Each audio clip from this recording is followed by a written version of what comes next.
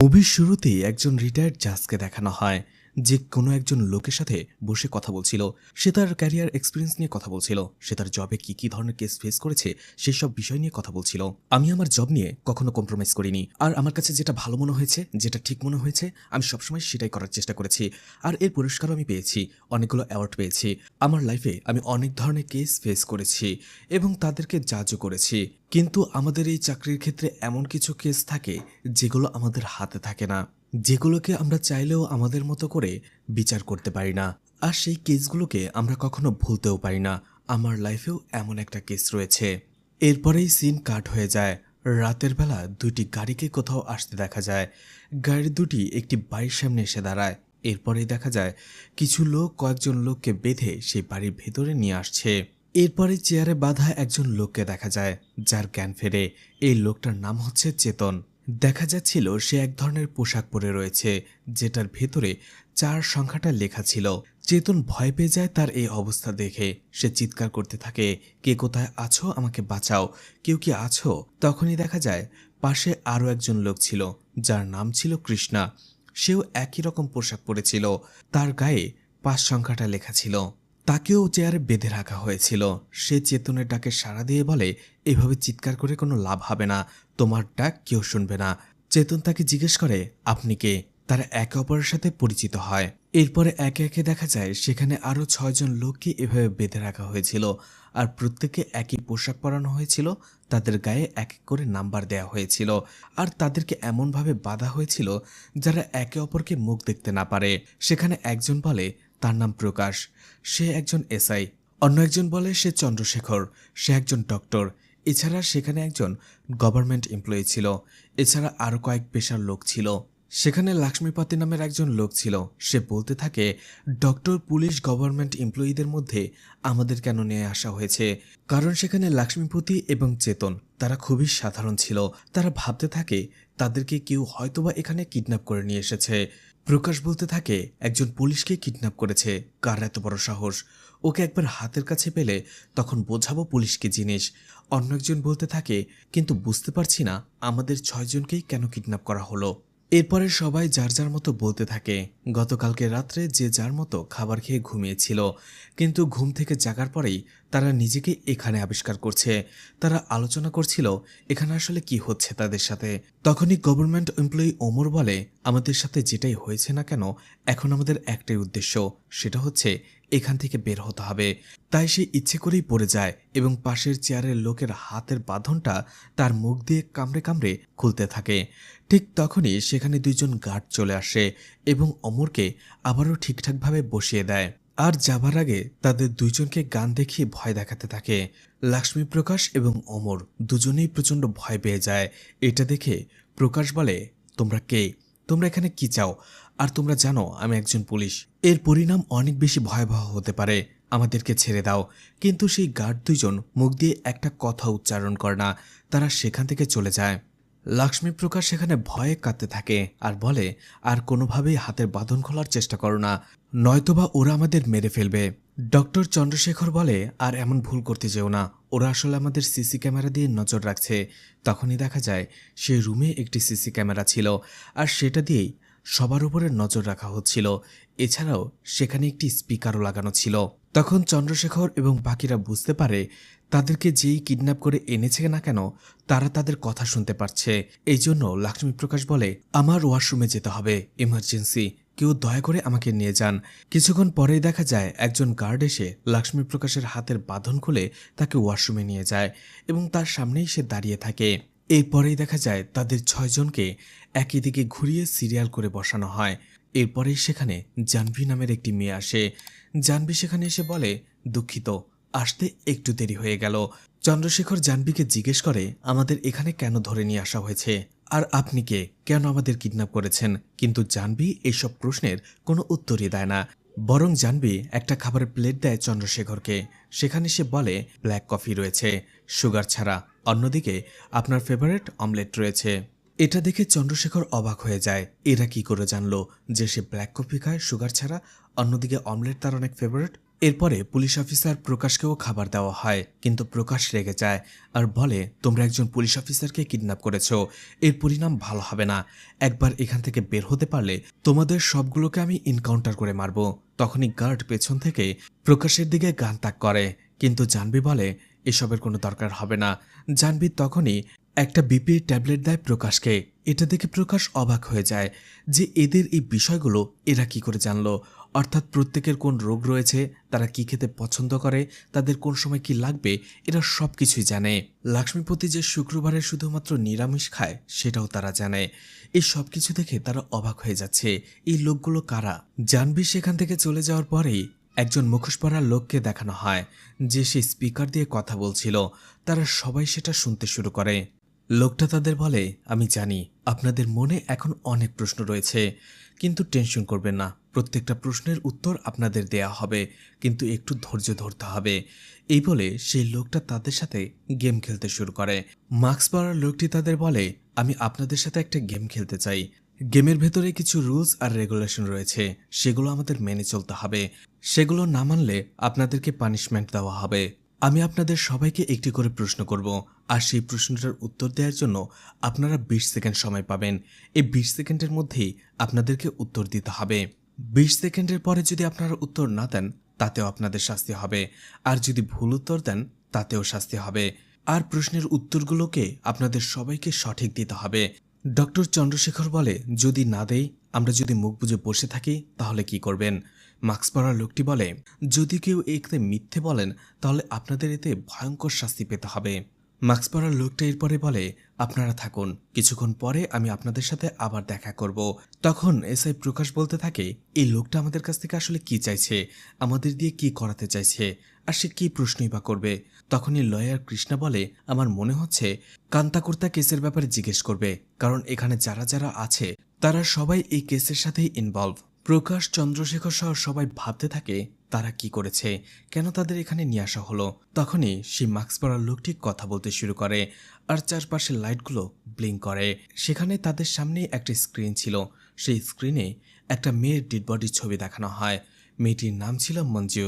Mask পরা লোকটি বলতে শুরু করে, মঞ্জুকে রেপ এবং মার্ডারের দায়ে বালরাজ্য নামের একজন 53 বছর বয়সী লোককে ফাঁসির সাজা শোনানো হয়েছে। সেখানে থাকা সবাই এই দুটো ছবি দেখে অবাক হয়ে যায়। মাস্ক পরা লোকটি তাদের প্রশ্ন করে, আপনারা কি এই লোকটাকে চেনেন কিনা? তখন তারা সবাই তাদের ফ্ল্যাশব্যাক মনে করতে শুরু করে। লক্ষ্মী প্রকাশ মনে করতে থাকে সেই বালরাজুকে আর মঞ্জুকে একসাথে দেখেছিল। কৃষ্ণা লয়ার মনে করতে থাকে সেই এই কেসটা লড়েছিল। চেতন মনে করতে থাকে সেই মঞ্জুর লাশটা ক্ষেতের মাঝে পড়ে থাকতে দেখেছিল। এসআই প্রকাশ মনে করতে থাকে মঞ্জুর রেপ এবং মার্ডার কেসে সে বালরাজুকে অ্যারেস্ট করেছিল। ডক্টর চন্দ্রশেখর মনে করতে থাকে যে এই মঞ্জুকে সে পোস্টমর্টেম করেছিল। গভর্নমেন্ট এমপ্লয়ি ওমর এই কেসের সাথে কিভাবে জড়িত সেটা দেখার আগেই 20 সেকেন্ড সময় শেষ হয়ে যায়। সেখানে রুমের ভেতরে লাল রঙের বাতি ব্লিঙ্ক করতে থাকে, অর্থাৎ 20 সেকেন্ড সময় পার হয়ে গেলেও তারা কেউ প্রশ্নের উত্তরটা দিতে পারেনি। মাস্ক পরা লোকটি সবাইকে বলতে থাকে, রুল 1 ব্রেক হয়েছে, তোমরা কেউই প্রশ্নের উত্তর দিতে পারোনি, আর সেই অনুযায়ী তোমাদের এখন শাস্তি পেতে হবে। তোমাদের মধ্যে সবথেকে বেশি যে আনলাকি সেই শাস্তিটা পাবে। তারা ভয় পেতে শুরু করে। ঠিক তখনই সেখানে দুইজন গার্ড চলে আসে এবং গান দিয়ে প্রথমেই ডক্টর চন্দ্রশেখরের দিকে ফায়ার করে, কিন্তু গানটা ফায়ার হয় না। এতে সবাই ভয় পেয়ে যায়। এরপরেই লক্ষ্মীপতির দিকে ফায়ার করে, তার দিকেও গানটা ফায়ার হয় না। এসআই শেখর, লয়ার কৃষ্ণা সবার দিকেই একে একে গানটা ফায়ার করা হয়, কিন্তু কারো দিকেই গানটা ফায়ার হয় না। কিন্তু যখনই সে গভর্নমেন্ট এমপ্লয়ির দিকে ফায়ারটা করা হয়, ফায়ার হয়ে যায়, আর গভর্নমেন্ট এমপ্লয়ি ওমর সেখানেই মারা যায়। এটা দেখে তারা সবাই ভয়ে আঁতকে ওঠে, তারা ভয়ে কাঁপতে শুরু করে। এরপরে দুইজন গার্ডস ওমরের লাশটা সেখান থেকে টানতে টানতে নিয়ে যায়। তখনই মাস্ক পরার লোকটি তাদের বলে, আমি বলেছিলাম নিয়ম ভাঙলে শাস্তি পেতে হবে। আপনারা মনে হয় আমার কথাটাকে সিরিয়াসলি নেননি, কিন্তু এখন থেকে নিতে হবে, না হলে ওমরের মতো এরপর পরিণতি আপনারও হতে পারে। তার প্রচণ্ড ভয় পেয়ে যায়। মাস্ক পরা লোকটি বলে, বালরাজুর সাথে সেদিন কি হয়েছিল? তখনই চেতন ভয় পেয়ে বলে, আমি বলবো সেই দিন রাতে কি হয়েছিল, আমি বলবো, দয়া করে আমাকে মারবেন না। তখনই দেখা যায় চেতনকে একটি অন্ধকার রুমে নিয়ে কাঠগড়ায় দাঁড় করানো হয়। চেতন বলতে শুরু করে সেই দিন বিকেলে সে মদের দোকানে গিয়েছিল মদ কেনার জন্য, আসলে প্রতিদিন রাতে একটু মদ না খেলে তার ভালো ঘুম হয় না। কিন্তু মদের দোকানদার তার আগের টাকা পাওনা থাকায় চেতনকে আর কোনো মদ দেয় না। চেতন রেগেমেগে সেখান থেকে চলে আসে আর এমনিতেই কষ্ট করে ঘুমিয়ে পড়ে। কিন্তু রাতের বেলায় তার পেট ডেকে ওঠে। সে ঘুম ঘুম চোখেই প্রকৃতির ডাকে সাড়া দিতে জঙ্গলে চলে যায়। কিন্তু জঙ্গলে যেতেই সে কিছু একটার মধ্যে হোঁচট খায়। ভালো করে দেখতেই দেখে সেখানে মঞ্জুর লাশটা ক্ষত বিক্ষত অবস্থায় পড়ে রয়েছে। এটা দেখে তার ঘুম কেটে যায়। সে ভয়ে চিৎকার করে ওঠে এবং সেখান থেকে দৌড়ে পালিয়ে আসে। এছাড়া চেতন বলে যে ক্ষেতে মঞ্জুর লাশটা পড়েছিল সেটা ছিল বালরাজুর। এরপরেই মাস্ক পরা লোকটি তাকে প্রশ্ন করে, তুমি কি সেই দিন রাতে মঞ্জুর লাশের আশেপাশে অথবা বালরাজুর ক্ষেতে বালরাজুকে দেখেছিলে? চেতন বলে, না, আমি শুধু তার ক্ষেতে মঞ্জুর লাশটা দেখেছিলাম। মুখোশ পরার লোকটি বলে, তাহলে কেন তুমি আদালতে বলেছ যে তুমি সেই দিন লাশের পাশেই বালরাজুকে দেখেছিলে? চেতন বলে, আপনার কোথাও ভুল হচ্ছে। আমি আদালতে এমনটা কখনো বলিনি। আমি শুধু আদালতে ততটুকুই বলেছি যতটুকু আমি নিজের চোখে দেখেছি। এরপরে চেতনকে আবারও সেই রুমে নিয়ে এসে চেয়ারের সাথে বেঁধে রাখা হয়। চেতন বলে, আমাকে যা জিজ্ঞেস করা হয়েছে আমি একেবারে সত্যিটা বলেছি। বাঁচতে চাইলে তোমরাও সত্যিটা বলে ফেলো, এই লোকটা একটা সাইকো। এরপরে লয়ার কৃষ্ণাকে সেই কাঠগড়ায় নিয়ে এসে দাঁড় করানো হয়। মাস্ক পরার লোকটি লয়ার কৃষ্ণাকে জিজ্ঞেস করে, আপনি মঞ্জু এবং বালরাজুকে কিভাবে চেনেন, আর আপনি মঞ্জুর কেসটা কেন লড়েছিলেন? লয়ার কৃষ্ণা বলে, মঞ্জুকে ন্যায় বিচার পাইয়ে দেওয়ার জন্য, ইনসাফ পাইয়ে দেওয়ার জন্য। মঞ্জু মারা যাবার পরে মঞ্জুর বাবা মার যে অবস্থা হয়েছিল সেটা দেখলে তুমি নিজেও এই কেসটা লড়তে চাইতে। আমি তাদের অবস্থা দেখেছি। তাদের মেয়েকে হারানোর পরে মঞ্জুকে বালরাজু রেপ করার পরে হত্যা করেছিল। আমি শুধু বালরাজুকে তার শাস্তি পাইয়ে দিয়েছি আর মঞ্জুকে ন্যায় বিচার, আর এটা আমার জায়গায় থাকলে যে কেউ করত। এরপরে এসআই প্রকাশকে সেখানে ডেকে নিয়ে আসা হয়। কাঠগড়ায় আসার পরে মাস্ক পরা লোকটি তাকে জিজ্ঞেস করে, আপনি কোন প্রমাণের ভিত্তিতে বালরাজুকে সেদিন অ্যারেস্ট করেছিলেন? এসআই প্রকাশ বলে, গ্রামের সবাই জানে বালরাজু একজন মদখোর লোক। সে যখনই সময় পায় সে মদ খেতে থাকে, আর গ্রামের বেশিরভাগ ঝামেলার কারণ হচ্ছে এই বালরাজু। এছাড়া বালরাজুই যে মঞ্জুকে রেপ করার পরে নৃশংসভাবে হত্যা করেছে তার চাক্ষুষ প্রমাণও আমাদের কাছে ছিল। এই জন্যই আমি বালরাজুকে অ্যারেস্ট করেছিলাম। এরপরেই সেই কাঠগড়ায় লক্ষ্মী প্রকাশকে ডাকা হয়। লক্ষ্মী প্রকাশকে সেই মাস্ক পরা লোকটি জিজ্ঞেস করে, তুমি সেই দিন কি কি দেখেছিলে? লক্ষ্মী প্রকাশ বলতে শুরু করে, আমি সেই দিন বাড়ি ফিরছিলাম। বাড়ি ফেরার পথেই বালরাজুকে তার খেতে দেখতে পাই, যে একটি মেয়ের সাথে দাঁড়িয়ে কথা বলছিল। এছাড়া সে মেয়েটির হাত ধরার চেষ্টা করছিল। মেয়েটি রেগে তার দিকে কথা বলছিল, অর্থাৎ মেয়েটিকে সে বিরক্ত করছিল। এটা দেখে আমি সেখান থেকে চলে এসেছিলাম। মাস্ক পরা লোকটি তাকে জিজ্ঞেস করে, তুমি কি সেই মেয়েটিকে জিজ্ঞেস করনি যে সেই মেয়েটি সেখানে বালরাজুর সাথে কি করছিল? লক্ষ্মী প্রকাশ বলে, আমি ভেবেছিলাম বালরাজু হয়তোবা তার মেয়ের সাথে কথা বলছিল, তাই আর কোনো কিছু জিজ্ঞেস না করেই আমি সেখান থেকে চলে এসেছি। মাস্ক পরা লোকটি বলে, তাহলে কেন তুমি আদালতে বললে যে বালরাজু সেদিন খেতে মঞ্জুর সাথে কথা বলছিল, সে মঞ্জুকে বিরক্ত করছিল? লক্ষ্মীপ্রতি বলে, সেদিন আসলে আমি মেয়েটির মুখ দেখিনি, তাই আমি ভেবেছিলাম বালরাজু হয়তোবা তার মেয়ের সাথেই কথা বলছে।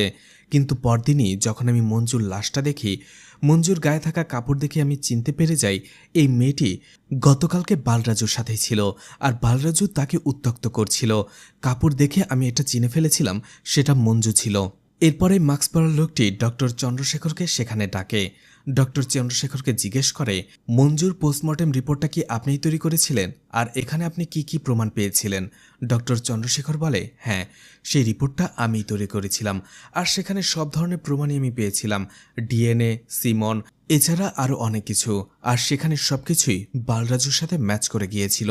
এরপরে মাস্ক পরা লোকটি আবারও পুলিশ অফিসার প্রকাশকে সেখানে ডাকে আর তাকে জিজ্ঞেস করে, আপনার সাথে গ্রামের সারপঞ্চের সম্পর্কটা কেমন? প্রকাশ বলে, তেমন কোনো সম্পর্ক নেই, শুধু মাঝে মধ্যে সেই গ্রামের অনুষ্ঠানে তার সাথে আমার দেখা হতো, এছাড়া কোনো ঘনিষ্ঠ সম্পর্ক আমার তার সাথে নেই। এরপরে মাস্ক পরা লোকটি ডক্টর চন্দ্রশেখরকে কাঠগড়ায় আবারও ডাকে এবং তাকে জিজ্ঞেস করে, আপনি কি আপনার পোস্টমর্টেম রিপোর্ট তৈরি করতে কোনো ভুল করেছিলেন? চন্দ্রশেখর বলে, না। একটা সময় চন্দ্রশেখর কাঁদতে শুরু করে আর বলে, মঞ্জুর মতো নিষ্পাপ একটি মেয়েকে বালরাজুর মতো নরপশু রেপ করে নৃশংসভাবে খুন করেছে, আর সেই সব প্রমাণ আমি পেয়েছি, আর বালরাজুর মতো নৃশংস পশুকে শাস্তি দেওয়া উচিত, আর তার যাতে শাস্তি হয় সেইভাবেই আমি রিপোর্টটা লিখেছি। এরপরে মাস্ক পরা লোকটি সবাইকে সেখানে একে একে ডেকে নিয়ে আসে আর জিজ্ঞেস করে, আপনাদের কি মনে হয় মঞ্জুর কেসটাতে আপনারা কোথাও কোনো ভুল করেছেন?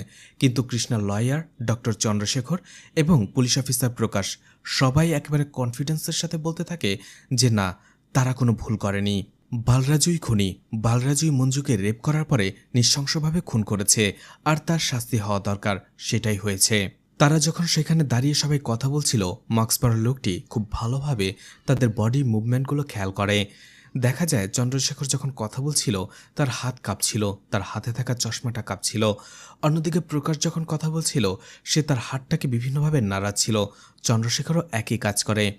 তারা বলতে থাকে তারা কোনো ভুল করেনি। যেখানে গভর্নমেন্ট এমপ্লয়ি ওমরকে মেরে ফেলা হয়েছে সেই জায়গাটাতে অন্য একজন লোককে দুইজন গার্ড কিডন্যাপ করে নিয়ে আসে। আর সেই লোকটার নাম ছিল দিবাকর। সে পেশায় একজন কনস্টেবল। আর সবার মতো মঞ্জুর কেসে এই কনস্টেবল দিবাকরও জড়িত। যখন তার জ্ঞান ফেরে সেও সবার মতো অবাক হয়ে যায়। সে ভয় পেতে শুরু করে। এখানে তাকে কে নিয়ে এসেছে, কারা তাদের কিডন্যাপ করেছে, এখন তাদের কি হবে? সবাই তাকে সবকিছু বুঝিয়ে বলে যে এখানে একজন অপরিচিত লোক তাদের কিডন্যাপ করে নিয়ে এসেছে। এছাড়া মঞ্জুর কেসের ব্যাপারে তাদের প্রশ্ন করা হচ্ছে, আর যদি কেউ ভুল উত্তর দেয় তাদেরকে মৃত্যুর মতো শাস্তি দেওয়া হয়েছে। এর আগে একজনকে মেরে ফেলা হয়েছে। সবকিছু শোনার পরে কনস্টেবল দিবাকর প্রচণ্ড ভয় পেয়ে যায়। এরপরেই দেখা যায় সেখানে টেনশনে পুলিশ অফিসার প্রকাশের বুকে ব্যথা হতে শুরু করে। এটা দেখার পরে জাহ্নবী তাড়াতাড়ি একটা ওষুধ নিয়ে চলে আসে প্রকাশের কাছে এবং তাকে সেটা খাইয়ে দেয়। ডক্টর চন্দ্রশেখর বলে তার কি হয়েছে। তখন জাহ্নবী বলে তার বুকে ব্যথার একটা প্রবলেম রয়েছে। ডক্টর চন্দ্রশেখর তাকে জিজ্ঞেস করে, আপনি একজন ডক্টর না হয়ে হুট করে এভাবে কেন তাকে ওষুধ খাওয়ালেন? জাহ্নবী বলে, এই ধরনের কাজ করার জন্য আমরা ট্রেনিং পেয়েছি। একটু পরেই দেখা যায় প্রকাশ সেখানে স্বাভাবিক হয়ে যায়। এরপরেই কনস্টেবল দিবাকরকে সেই কাঠগড়ায় দেখা হয়। মাস্ক পরা লোকটি তাকে জিজ্ঞেস করে, মঞ্জু হত্যার আগেও বালরাজুকে এসআই প্রকাশ অ্যারেস্ট করেছিল, সেটা কেন? আসলে বালরাজু কনস্টেবল দিবাকরের মামা হয়। সেই দিনের ঘটনা দিবাকর বলতে শুরু করে। এরপরে ঘটনা ফ্ল্যাশব্যাকে চলে যায়। বালরাজু তার মেয়ে সুধাকে অনেক বেশি ভালোবাসতো, তাই তাকে সে চোখের আড়াল করতে চাইতো না। যখনই সুধা কলেজে যেত বালরাজু তার পিছু পিছু যেত। আসার সময়ও একই কাজ করত। অন্যদিকে সুধা আর মঞ্জু একে অপরের বেস্ট ফ্রেন্ড ছিল, তাই তারা কলেজে যাওয়া আসার সময় একই সাথে যেত। এদিকে কিছুদিন ধরেই সুধা এই বিষয়টা খেয়াল করে যে তার বাবা সবসময় তাদের পেছনে যেতে শুরু করে, আসতে শুরু করে। এটা দেখে সুধা মঞ্জুকে বিদায় দিয়ে দেয়। এরপরেই সে তার বাবার সাথে কথা বলতে শুরু করে যে তুমি কেন আমাদের পিছু পিছু আসো প্রতিদিন। বালরাজু বলে, তুমি যেদিন মা হবে সেই দিন বুঝবে। তোমাকে আমি অনেক ভালোবাসি, আর তোমার নিরাপত্তা আমার কাছে সবার আগে। তুমি এটা বুঝবে না। তুমি বাসায় যাও, আমার একটু কাজ আছে। কাজ শেষ করেই আমি বাসায় ফিরব। সুধা সেখান থেকে চলে যেতেই একটু পরেই কনস্টেবল দিবাকর সেখানে চলে আসে। দিবাকর তার মামাকে বলে, চলো আজকে আড্ডা দেয়া যাক, সময় আছে, জিনিসও আছে। সেটা বলে বালরাজুকে সেখান থেকে নিয়ে যায়। আসলে বালরাজু এবং দিবাকর যখনই তারা সময় এবং সুযোগ পায় একটি ক্ষেতের মাঝে যেয়ে তারা ড্রিঙ্কস করতে থাকে, আড্ডা দিতে শুরু করে।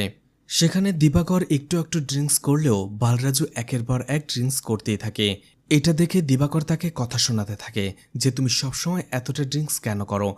এখন তোমার মেয়েটা বড় হয়েছে, কিছুদিন পরে তাকে বিয়ে দিতে হবে। গ্রামের মানুষ তোমার সম্পর্কে কি ভাববে? তোমার জন্য তো সুধার ভালো কোথাও বিয়েও হবে না। বালরাজু বলে, সেটা আমি পরে দেখে নেব। আমার জন্য আমার মেয়ে কেন শাস্তি পাবে? অন্যদিকে বালরাজুর কথা থেকে আমরা জানতে পারি সেই ড্রিঙ্কসটা করে তার মাকে ভোলার জন্য। আসলে বালরাজু তার মাকে অনেক বেশি ঘৃণা করত, কারণ বালরাজুর বাবা যখন মারা যায় তখন বালরাজুর মা তাকে নিয়ে বাঁচার পরিবর্তে অন্য একটি লোককে বিয়ে করে এবং তার কাছে চলে যায়। আর সেই লোকটা হচ্ছে এই গ্রামেরই সারপঞ্চ। কিন্তু যদিও বালরাজুর মা অন্য একজন লোককে বিয়ে করে চলে গেছে, কিন্তু সে বালরাজুকে এখনও অনেকটা ভালোবাসে। এই জন্যই তার সব জায়গা জমি সে বালরাজুর নামে লিখে দিতে চায়। কিন্তু বালরাজু বলে, আমি আমার মাকে সাফ জানিয়ে দিয়েছি, তার জায়গা জমি তো দূরের কথা, তার কাছ থেকে আমি একটা টাকাও নেব না। আমি তাকে প্রচণ্ড ঘৃণা করি, আমি তার মুখটা পর্যন্ত দেখতে চাই না।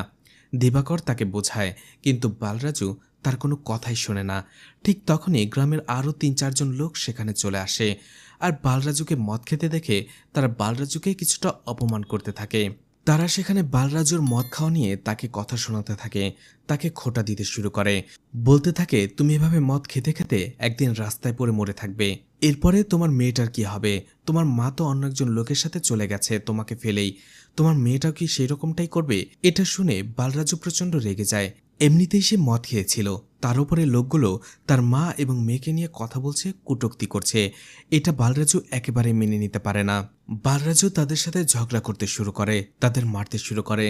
দিবাকর এটা দেখে তাদেরকে শান্ত করে। সেই লোকগুলোও রেগে গিয়েছিল, তারা বালরাজুকে মারতে চাইছিল, কিন্তু দিবাকর তাদের শান্ত করার চেষ্টা করে।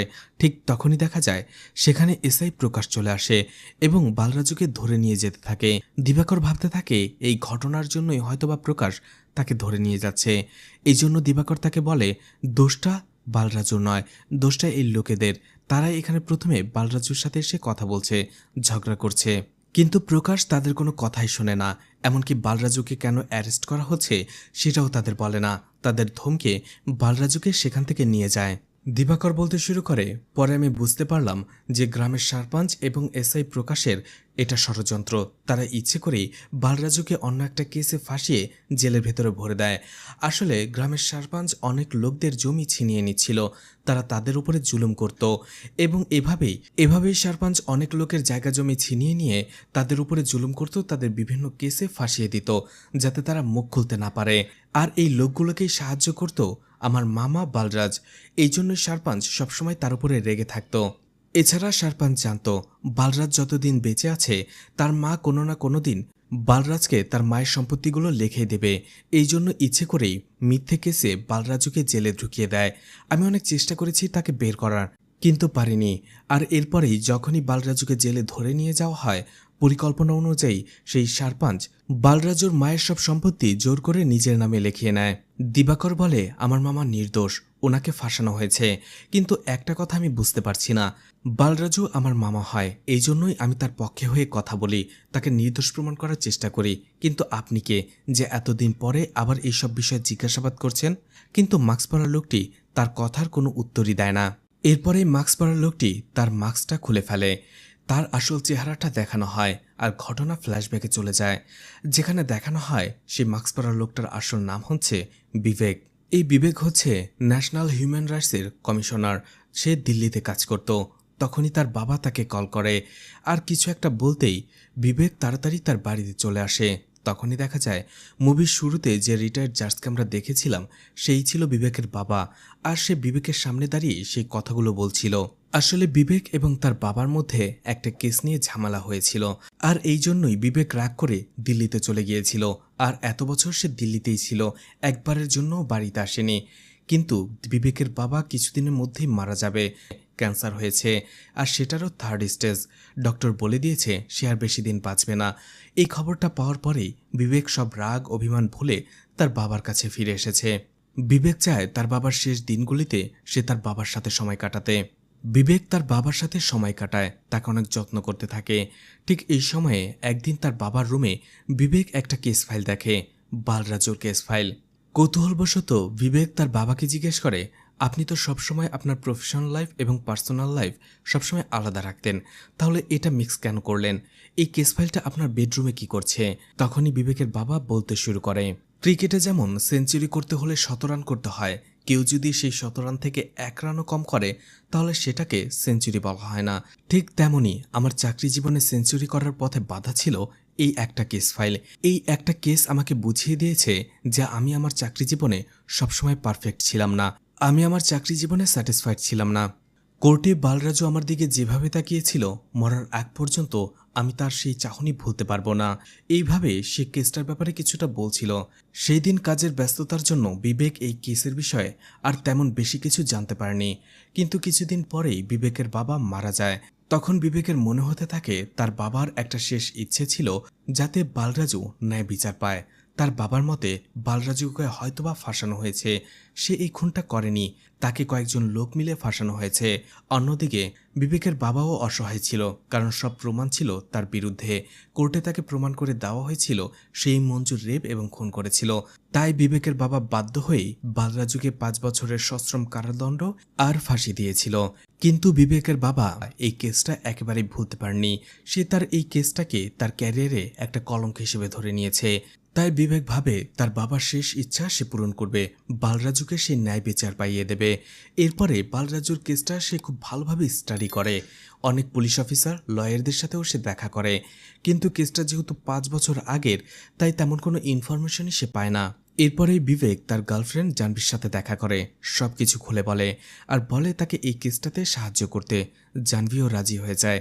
এরপরে জাহ্নবী এবং বিবেক গ্রামে চলে যায় এবং এই কেসের ব্যাপারে সবার কাছে জিজ্ঞাসা করতে থাকে। কিছু মানুষ বালরাজুর পক্ষে কথা বলে আর কিছু মানুষ বালরাজুকে অপরাধী বলে যে সেই মঞ্জুকে রেপ এবং মার্ডার করেছে। বিবেক সবার কথা শুনে কিছুটা কনফিউজড হয়ে যায়, সে আসলে বুঝতে পারছিল না কে সত্যি বলছে আর কে মিথ্যে বলছে। বিবেক ভাবে এই কেসটা সে অন্যভাবে ইনভেস্টিগেশন করবে, অর্থাৎ যে আসামি তার সাথে যেই কথা বলবে সেই কথা অনুযায়ী বিবেক চলে যায় জেলের ভেতরে আর বালরাজুর সাথে কথা বলে। সে তাকে এই কেসের ব্যাপারে কিছু প্রশ্ন করে, কিন্তু বালরাজু সেই সব প্রশ্নের একটা উত্তরও দেয় না, বরং বালরাজু বিবেককে বলে, আপনি কে আর কেন আমাকে সাহায্য করতে চাইছেন? আপনি আমাকে সাহায্য করবেন না, আমার তো বাঁচার ইচ্ছে নেই, আপনি আমাকে সাহায্য করে কি করবেন? আমি তো সেই দিন সেই কোর্টেই মারা গেছি, যেদিন কোর্টের ভেতরে আমাকে এইসব দোষারোপ করা হচ্ছিল। বালরাজু বলে, আপনি এখান থেকে চলে যান, আর কিছুদিন পরেই আমার ফাঁসি হবে। বিবেক বলে, আপনি টেনশন করবেন না, আপনি আমার উপরে বিশ্বাস রাখুন, আমি আপনাকে ছাড়িয়ে নিয়ে যাব। আমার বাবা বিশ্বাস করে আপনি নিরপরাধ, আপনাকে ফাঁসানো হয়েছে, আর আমার বাবা যেহেতু আপনাকে বিশ্বাস করেছে নিশ্চয়ই আপনার মধ্যে কিছু না কিছু রয়েছে, আর সেই বিশ্বাস থেকেই আমি এই কেসটা ইনভেস্টিগেশন করব। ঘটনা প্রেজেন্টে চলে আসে, বিবেক মুখোশ খুলেই সবার সামনে চলে আসে। তাকে দেখার পরেই লয়ার কৃষ্ণা তাকে চিনে ফেলে, বলে, আপনি তো হিউম্যান রাইটসের কমিশনার, আপনার মতো এত উচ্চপদস্থ একজন মানুষ আমাদের সাথে এমন নিচু একটা খেলা কিভাবে খেলতে পারে? বিবেক তখন সবকিছু খুলে বলে, তার ব্যাপারে, তার বাবার ব্যাপারে, আর কেন সেই বালরাজুর কেসটা ওপেন করেছে সেটাও তাদের বলে। বিবেক তাদের বলে, বালরাজুর 1 সপ্তাহ পরে ফাঁসি হয়ে যাবে, আর এই 1 সপ্তাহের মধ্যে তাকে বাঁচাতে হলে এছাড়া তার হাতে আর কোনো পথ খোলা ছিল না, এই জন্যই সে এই কাজটা করেছে। এছাড়া একজন লোকের যান বাঁচাতে হলে এতটুকু তো করাই যায়। চন্দ্রশেখর হাসে আর বলে, যে আমাদের চোখের সামনে একজন লোককে খুন করে সে আবার যান বাঁচানোর কথা কি করে বলে? তখনই সেই 2জন গার্ডের মধ্যে থেকে একজন গার্ড তার মুখোশ খুলে ফেলে, দেখা যায় সেটাই ছিল গভর্নমেন্ট এমপ্লয়ি ওমর, অর্থাৎ ওমর মারা যায়নি। তাকে দেখে সবাই অবাক হয়ে যায়। আসলে এটা ছিল বিবেকের প্ল্যান। বিবেক ভেবেছিল এই নাটকটা করলে ওমরের মৃত্যু দেখলে সবাই ভয় পেয়ে যাবে, এই কেসের ব্যাপারে সবাই সত্যিটা বলে দেবে, কিন্তু বিবেকের প্ল্যান কাজ করেনি, কেউ কিছুই বলেনি। আগে যেমনটা বলেছে এখন তেমনটাই তারা বলছে। বিবেক ডক্টরকে জিজ্ঞেস করে, আপনি যে রিপোর্টটা সাবমিট করেছেন সেটাতে কি কোনো ভুল বা এরর নেই? তখন ডক্টর বলে, না নেই, আমি সবকিছু চেক করেই রিপোর্টটা তৈরি করেছি। বিবেক বলে, না, আপনার রিপোর্টে অনেক ভুল রয়েছে। নিয়ম অনুযায়ী সন্ধ্যা 6টার পরে কারো পোস্টমর্টম করা যায় না, কিন্তু আপনি মঞ্জুর পোস্টমর্টমটা করেছিলেন সন্ধ্যা 7টায়। এছাড়া এই ধরনের কেসে রিপোর্ট দিতে কমপক্ষে 2 ঘন্টা সময় লাগে, আর আপনি সেখানে সেই দিন মাত্র 30 মিনিটেই পোস্টমর্টম করে মঞ্জুর রিপোর্টটা দিয়ে দিয়েছিলেন কি করে? ডক্টর তখন কোনো কথাই বলতে পারে না। জাহ্নবী তার কাছে চলে আসে আর ডক্টরকে বলে, আপনার সাথে একজন দেখা করতে এসেছে। জাহ্নবী তখন ডক্টরকে অন্য একটা রুমে নিয়ে যায়। ডক্টর চন্দ্রশেখর দেখতে পায় সেখানে তার মেয়ে ছিল। তখন ডক্টর চন্দ্রশেখর তার মেয়ের সাথে কথা বলতে থাকে আর বলে, তুমি এখানে কি করছো? তখন বাবা আর মেয়ের কথা শুনে আমরা বুঝতে পারি যে কয়েক বছর আগে চন্দ্রশেখরের মেয়েকেও কেউ রেপ করেছিল, কিন্তু সেই কালপ্রিট পুলিশের হাতে ধরা পড়েনি, অর্থাৎ চন্দ্রশেখরের মেয়ে ন্যায় বিচার পায়নি। সেই দিন থেকে চন্দ্রশেখর নিজের ভেতরে একটা অপরাধবোধ পুষে রেখেছিল। এরপরে যখন সে মঞ্জুর লাশটা দেখে তখন তার মেয়ের কথা মনে পড়ে যায়। সে তাড়াতাড়ি করে একটা নকল রিপোর্ট বানিয়ে দেয় যাতে মঞ্জু তার ন্যায় বিচারটা পায়। আসলে ডক্টর চন্দ্রশেখর ভেবেছিল সবাই যেহেতু বলছে মঞ্জুকে বালরাজুই খুন করেছে এবং রেপ করেছে, তাই সেই অনুযায়ী ডক্টর চন্দ্রশেখর সেই কথাটাকে সত্যি ধরে একটা রিপোর্ট তৈরি করে, আর সেখানে সব প্রমাণ বালরাজুর বিরুদ্ধে দিয়ে দেয় যাতে দেখে মনে হয় বালরাজুই মঞ্জুকে রেপ করেছে। চন্দ্রশেখরের মেয়ে বলে, বাবা, তুমি আমার ঘটনা মনে করে কেন রিপোর্টটা সেদিন তৈরি করেছিলে? আমার জন্য আর তোমার জন্য কেন একজন নির্দোষ লোক শাস্তি পাবে? কথাটা শুনে ডক্টর চন্দ্রশেখর নিজের ভুলটা বুঝতে পারে। সে আবারও সেই রুমে ফিরে আসে আর বলে, হ্যাঁ, সেই রিপোর্টে আমি যে লিখেছিলাম সেটা মিথ্যে ছিল, আমি আমার চাকরির প্রতি সুবিচার করতে পারিনি। এরপরে বিবেক লক্ষ্মীপতিকে বলে, চলো আমরা একটা গেম খেলি। লক্ষ্মীপতির সামনে কিছু ভিন্ন রঙের প্লাস্টিক বল এনে রাখা হয় এবং কোনটার কালার কি সেটা জিজ্ঞেস করে, কিন্তু লক্ষ্মীপতি সেই বলগুলোর রং বলতে পারছিল না, সে ভুল বলছিল। আসলে লক্ষ্মীপতি কালার ব্লাইন্ড, সে কালার চিনত না। বিবেক তখন লক্ষ্মীপতিকে বলে, এবার তো সত্যিটা বলো। লক্ষ্মীপতি বলতে শুরু করে যে এখানে আমার কোনো দোষ নেই, পুরোটা দোষ পুলিশ অফিসার প্রকাশের, কারণ সেই আমাকে মিথ্যে বয়ান দিতে বলেছে। আসলে সেই দিন যখন সে বাড়ি ফিরছিল, বালরাজুর ক্ষেতের ভেতরে সে দুইজনকে শুয়ে থাকতে দেখে। তারা ছিল মঞ্জু এবং মনোহর, তারা একে অপরকে ভালোবাসত। মনোহর সেই গ্রামেরই একটি ছেলে ছিল। লক্ষ্মীপতি এই ব্যাপারটা তার বন্ধুর সাথে শেয়ার করে, কয়েকজন বন্ধুর সাথে, আর এর ফলে কথাটা চারপাশে ছড়িয়ে পড়ে।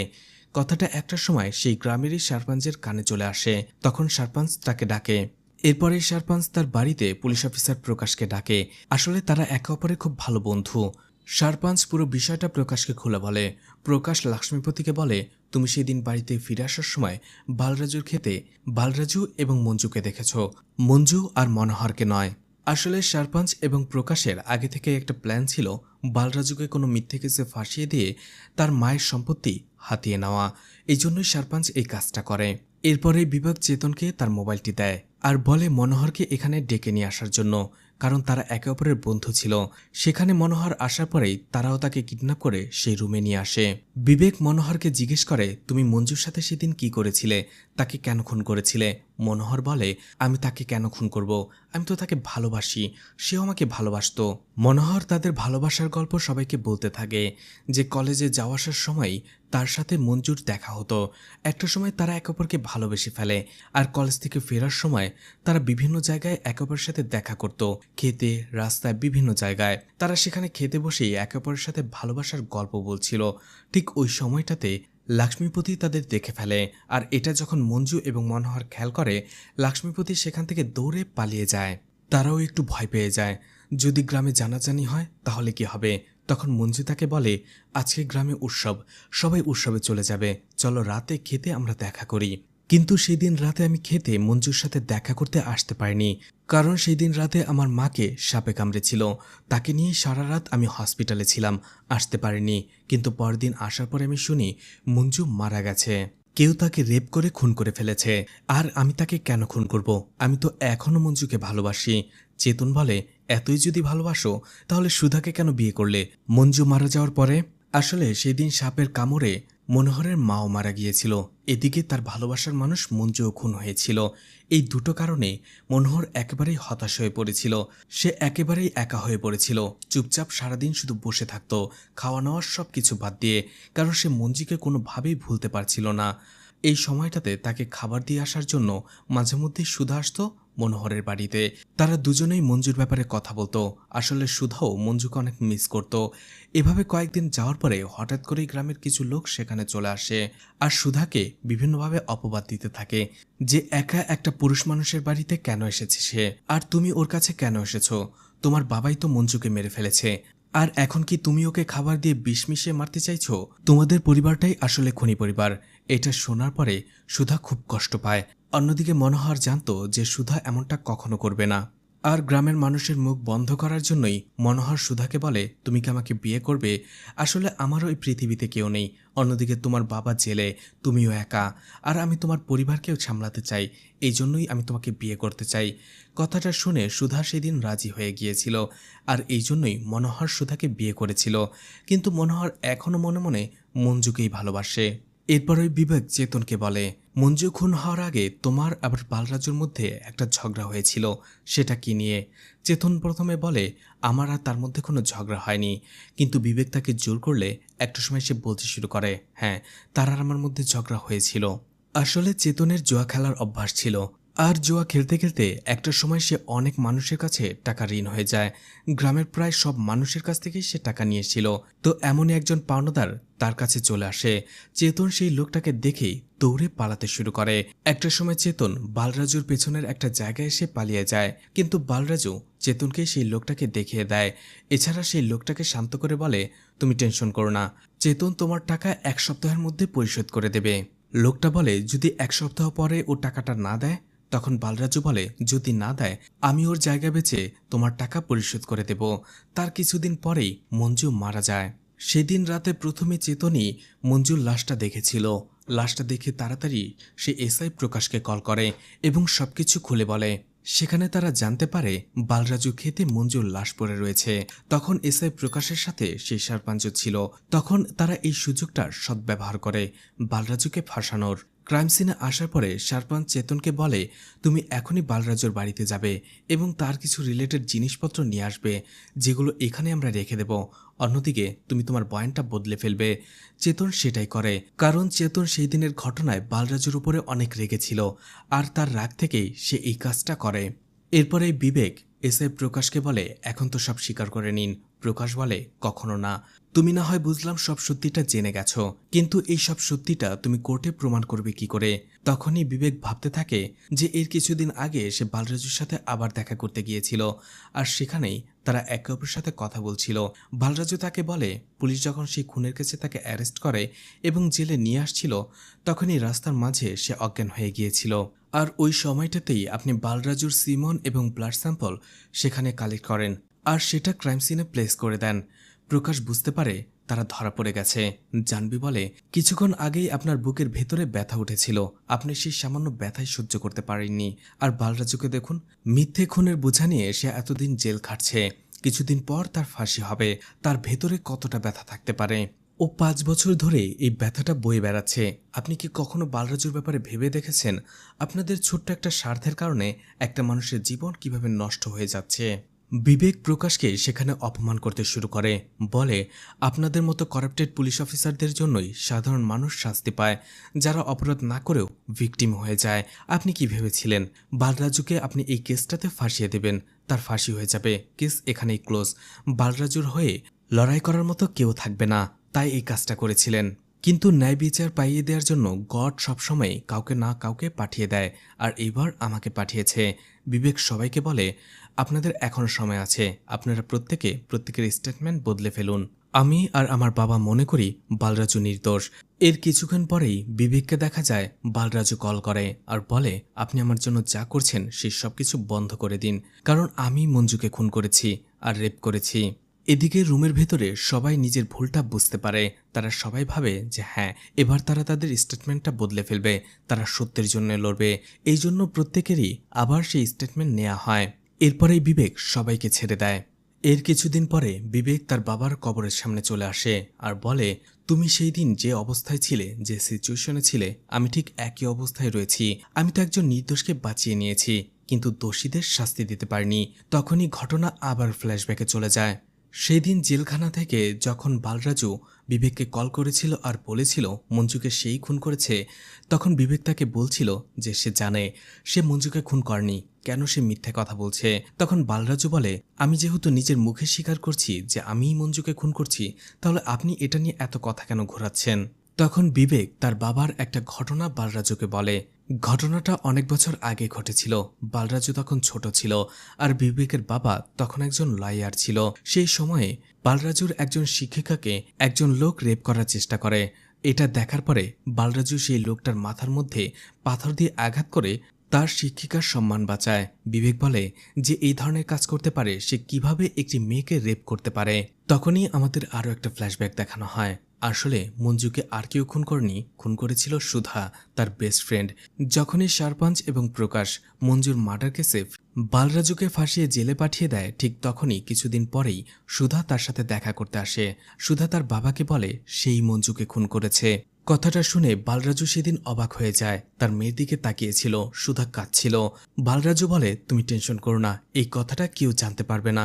আসলে বালরাজু নিজের মেয়েকে বাঁচানোর জন্যই এই খুনের দোষটা নিজের কাঁধে নিয়ে নিয়েছিল। এরপরেই সেই রাতের ঘটনা দেখানো হয়, যেখানে মঞ্জু মনোহরের জন্য রাতের বেলা বালরাজুর খেতে অপেক্ষা করছিল। সেই দিন সুধা সেখানে চলে আসে। সুধা মঞ্জুকে বলে, আমি মনোহরকে অনেক ভালোবাসি, তুমি মনোহরকে আমাকে দিয়ে দাও। কথাটা শুনে মঞ্জু অবাক হয়ে যায়। আসলে যখন থেকে তারা কলেজ থেকে একসাথে আসতো, সেই সময় থেকে সুধাও মনোহরকে মনে মনে পছন্দ করতে থাকে। কিন্তু যখনই মঞ্জু আর মনোহর একে অপরকে ভালোবাসার কথা বলে ফেলে আর তারা বিভিন্ন জায়গায় সময় কাটাতে থাকে, এটা দেখে সুধা অনেক কষ্ট পেত। সে সবসময় চাইতো মনোহর তাকে ভালোবাসুক, কিন্তু মনোহর কখনো তাকে পাত্তাই দেয়নি। এই জিনিসটা সে মাঝে মধ্যেই চিৎকার করত। সে সবসময় মঞ্জু আর মনোহরকে ফলো করত। মঞ্জু আর মনোহর যখন একা সময় কাটাতো, এই জিনিসটা দূর থেকে দেখে সুধা জ্বলে পুড়ে ছারখার হয়ে যেত। এই জন্যই সে আজকে রাতে ডিসাইড করে মঞ্জুকে বলে ফেলবে। বলে, তুমি তো আমার বেস্ট ফ্রেন্ড, আর তুমি আমার থেকে দেখতেও ভালো, তোমাকে যে কেউ ভালোবাসবে, তুমি অন্য কাউকে পেয়ে যাবে, শুধুমাত্র মনোহরকে আমাকে দিয়ে দাও। মঞ্জু বলে, তোমার কি মাথা নষ্ট হয়ে গেছে? সুধা বলে, হ্যাঁ, আমার মনোহরকে চাই, আমি মনোহরকে আমার জীবনের থেকেও বেশি ভালোবাসি। মঞ্জু বলে, তুমি পাগল হয়ে গেছো, তোমার মাথা খারাপ হয়ে গেছে। সুধা বলে, হ্যাঁ, মনোহরকে ছাড়া আমি বাঁচব না, আর তুমি বেঁচে থাকলে মনোহরকে আমি পাবো না। এটা বলেই সে মঞ্জুকে সেখানে মেরে ফেলে। এরপরে সুধা সেখান থেকে পালিয়ে চলে আসে। সব কথাগুলো শুনছিল এতক্ষণ বালরাজু। সুধা বলে, আমি বিয়ে করেছি ঠিকই মনোহরকে, কিন্তু আমি ওর কাছে যেতে পারিনি। মনোহর এখনও মঞ্জুকে ভালোবাসে, ঘুমের ঘরেও সে মঞ্জুর নাম নিতে থাকে। আমি মঞ্জুকে খুন করে মনোহরকে তো পেয়েছি, কিন্তু ওর মন পাইনি। উল্টো দিকে আমি মনোহরকে জোর করে পেতে গিয়ে তোমাকে হারিয়ে ফেলেছি। আমি পুলিশের কাছে আত্মসমর্পণ করতে চাই, কিন্তু বালরাজু বলে, আমি তোমাকে অনেক ভালোবাসি, আমি তোমার জন্য সবকিছু করতে পারি, আমি শুধু তোমাকে সুখী দেখতে চাই, তোমার জন্য আমি জেল খাটতেও রাজি। এটা বলে সে সুধাকে সেখান থেকে পাঠিয়ে দেয়। বালরাজু এই কথাগুলো বিবেককে বলেছিল যে আমি আমার মেয়েকে বাঁচানোর জন্যই খুনের দায়টা স্বীকার করে নিয়েছি। বিবেক অবশেষে কোর্টে প্রমাণ করে দেয় যে মঞ্জুকে বালরাজু খুন করেনি, অন্য কেউ খুন করেছে, কিন্তু সেখানে সে মঞ্জুর নামটা বলে না। আর আদালতে বালরাজুকে ছেড়ে দেওয়া হয় এবং মঞ্জুর আসল খুনিকে ধরার নির্দেশ দেওয়া হয়। বালরাজু জেল থেকে ছাড়া পাওয়ার পরে গ্রামে ফিরে আসে। তার কাছের মানুষরা তাকে দেখতে আসে, কিন্তু সেখানে তার মেয়ে সুধা ছিল না। সুধাকে দেখা যায় একটি কুয়ার সামনে দাঁড়াতে। আসলে সে মনোহরকে পায়নি। মনোহরকে নিজের করে পাওয়ার জন্য সে তার সবথেকে কাছের বান্ধবীকে খুন করেছিল, আর এর জন্য তার বাবাকেও সে হারিয়ে ফেলেছে। কিন্তু সেই মনোহরকেই সে কখনো আপন করে পায়নি। সুধা ভাবে, যাকে আপন করে পাওয়ার জন্য এত কিছু, তাকে যদি সে আপন করে নাই পায়, তাহলে বেঁচে থেকে কী লাভ? এই বলে সে কুয়ায় ঝাঁপ দিয়ে সুইসাইড করে। আর এই জন্যই বিবেক বলছিল সে মঞ্জুর খুনিকে শাস্তি দিতে পারেনি, অর্থাৎ সুধা সুইসাইড করে এই শাস্তি থেকে মুক্তি পেয়ে গেছে।